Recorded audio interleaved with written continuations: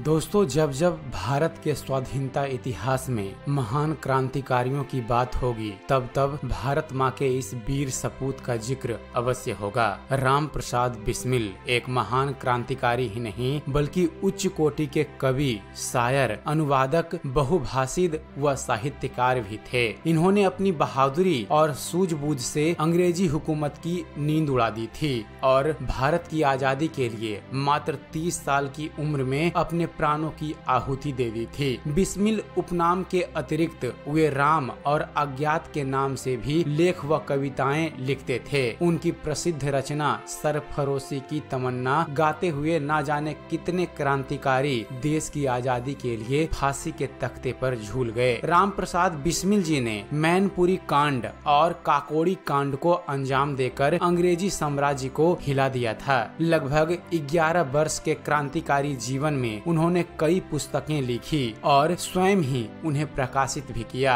उनके जीवन काल में प्रकाशित हुई लगभग सभी पुस्तकों को ब्रिटिश सरकार ने जब्त कर लिया था। दोस्तों, अगर राम प्रसाद बिस्मिल के प्रारंभिक जीवन के बारे में आपको बताएं तो राम प्रसाद बिस्मिल का जन्म 11 जून 1897 ईस्वी को उत्तर प्रदेश के शाहजहांपुर जिले में हुआ था। उनके पिता का नाम मुरलीधर और माता का नाम मूलमती था। जब राम प्रसाद 7 वर्ष के हुए तब उनके पिता पंडित मुरलीधर घर पर ही उन्हें हिंदी अक्षरों का ज्ञान कराने लगे। उस समय उर्दू का भी बोलबाला था, इसलिए हिंदी शिक्षा के साथ साथ बालक को उर्दू पढ़ाने के लिए एक मौलवी साहब के पास भेजा जाता था। उनके पिता पंडित मुरलीधर राम की शिक्षा पर विशेष ध्यान देते थे और पढ़ाई के मामले में जरा भी लापरवाही करने पर मार भी उन्हें पड़ती थी। फ्रेंड्स, 8वीं कक्षा तक वो हमेशा कक्षा में प्रथम आते थे, परंतु कुसंगति के कारण उर्दू मिडिल परीक्षा में वह लगातार 2 वर्ष अनुत्तीर्ण हो गए।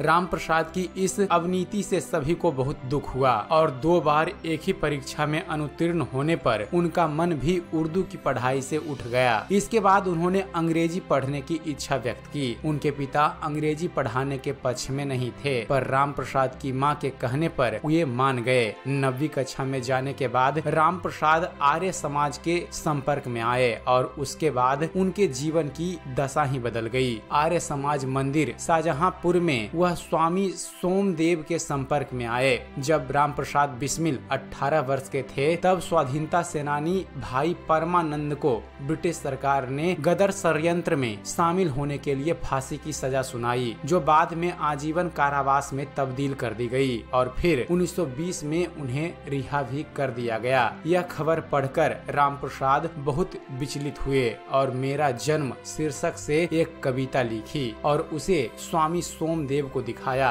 इस कविता में देश को अंग्रेजी हुकूमत से मुक्ति दिलाने की प्रतिबद्धता दिखाई दी थी। इसके बाद राम प्रसाद ने पढ़ाई छोड़ दी और सन 1916 ईस्वी में कांग्रेस के लखनऊ अधिवेशन के दौरान कांग्रेस के नरम दल के विरोध के बावजूद लोकमान्य बाल गंगाधर तिलक की पूरे लखनऊ शहर में शोभा यात्रा निकाली। इसी अधिवेशन के दौरान उनकी मुलाकात केशव बलिराम हेडगवार, सोमदेव शर्मा व मुकुंदीलाल आदि से हुआ। इसके बाद कुछ साथियों की मदद से उन्होंने अमेरिका की स्वतंत्रता का इतिहास नामक एक पुस्तक प्रकाशित की, जिसे उत्तर प्रदेश सरकार ने प्रकाशित होते ही प्रतिबंधित कर दिया। अब बात करते हैं राम प्रसाद बिस्मिल द्वारा की गई मैनपुरी षड्यंत्र के बारे में। दोस्तों, राम प्रसाद बिस्मिल ने अंग्रेजी साम्राज्यवाद से लड़ने और देश को आजाद कराने के लिए मातृ देवी नाम की एक क्रांतिकारी संगठन की स्थापना की। इस कार्य के लिए उन्होंने औरैया के पंडित गेंदालाल दीक्षित की मदद ली। स्वामी सोमदेव चाहते थे कि इस कार्य में राम प्रसाद की मदद कोई अनुभवी व्यक्ति करे। इस कारण उन्होंने उनका परिचय पंडित गेंदालाल से करवाया। राम प्रसाद बिस्मिल की तरह पंडित जी ने भी शिवाजी समिति नाम की एक क्रांतिकारी संगठन की स्थापना की थी। दोनों ने मिलकर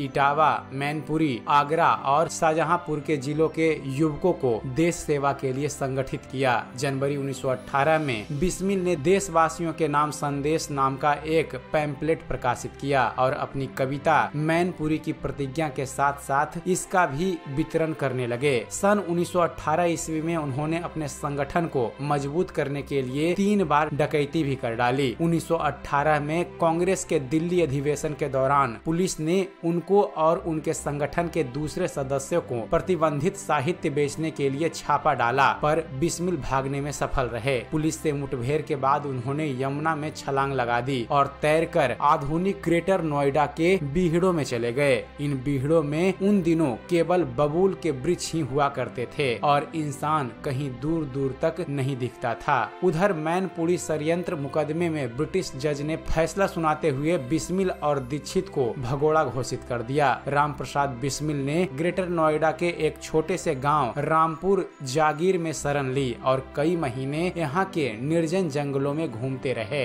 इसी दौरान उन्होंने अपना क्रांतिकारी उपन्यास बोल्शेविकों की करतूत लिखा और यौगिक साधन का हिंदी अनुवाद भी किया। इसके बाद बिस्मिल कुछ समय तक इधर उधर भटकते रहे और जब फरवरी 1920 में सरकार ने मैनपुरी षड्यंत्र के सभी बंदियों को रिहा कर दिया, तब वो भी शाहजहांपुर वापस लौट गए। सितंबर 1920 में कांग्रेस के कलकत्ता अधिवेशन में वो शाहजहांपुर कांग्रेस कमेटी के अधिकृत प्रतिनिधि के रूप में शामिल हुए। वहाँ उनकी मुलाकात लाला लाजपत राय से हुई, जो उनकी लिखी हुई पुस्तकों से बहुत प्रभावित हुए और उनका परिचय कलकत्ता के कुछ प्रशंसकों से करा दिया। इन्हीं प्रशंसकों में से एक उमा दत्त शर्मा ने आगे चलकर सन 1922 में राम प्रसाद बिस्मिल की एक पुस्तक कैथेराइन छापी थी। सन 1921 में उन्होंने कांग्रेस के अहमदाबाद अधिवेशन में भाग लिया और मौलाना हसरत मोहनी के साथ मिलकर पूर्ण स्वराज का प्रस्ताव कांग्रेस के साधारण सभा में पारित करवाने में महत्वपूर्ण भूमिका निभाई। शाहजहांपुर लौटकर उन्होंने लोगों को असहयोग आंदोलन में भाग लेने के लिए प्रेरित किया।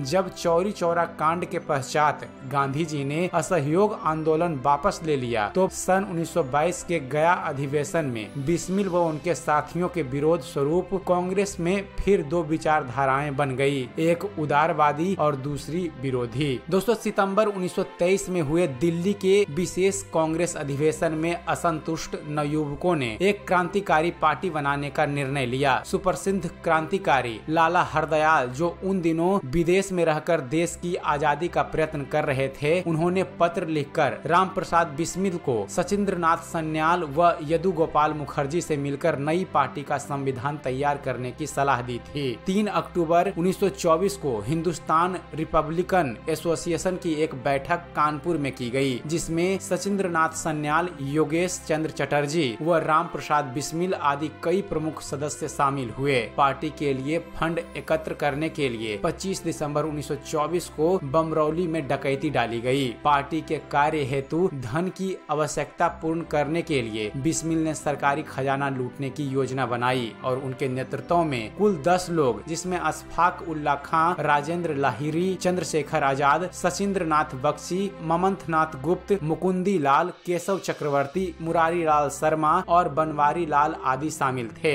उन सब ने मिलकर लखनऊ के पास काकोड़ी स्टेशन पर ट्रेन रोककर 9 अगस्त 1925 को सरकारी खजाना लूट लिया। 26 सितंबर 1925 को बिस्मिल के साथ पूरे देश में 40 से भी अधिक लोगों को काकोरी डकैती मामले में गिरफ्तार कर लिया गया। दोस्तों, राम प्रसाद बिस्मिल को अशफाक उल्ला खां, राजेंद्र लाहिरी और रोशन सिंह के साथ मौत की सजा सुनाई गई। उन्हें 19 दिसंबर 1927 ईस्वी को गोरखपुर जेल में फांसी दे दी गई। जिस समय राम प्रसाद बिस्मिल को फांसी लगी, उस समय जेल के बाहर हजारों लोग उनके अंतिम दर्शनों की प्रतीक्षा कर रहे थे। हजारों लोग उनकी शव यात्रा में सम्मिलित हुए और उनका अंतिम संस्कार वैदिक मंत्रों के साथ राप्ती नदी के तट पर किया गया। दोस्तों, राम प्रसाद बिस्मिल द्वारा दिया गया इस देश के लिए बलिदान हम सबको कभी नहीं भूलना चाहिए। हमारी ओर से राम प्रसाद बिस्मिल को सत सत नमन। तो उम्मीद करते हैं फ्रेंड्स, आप सभी को हमारा ये वीडियो पसंद आया होगा। अगर वीडियो पसंद आया हो तो वीडियो को लाइक और शेयर करना ना भूलिएगा। और दोस्तों, ऐसे ही ज्ञानवर्धक वीडियो देखते रहने के लिए आप हमारे चैनल ज्ञान मंथन को सब्सक्राइब करना ना भूलिएगा।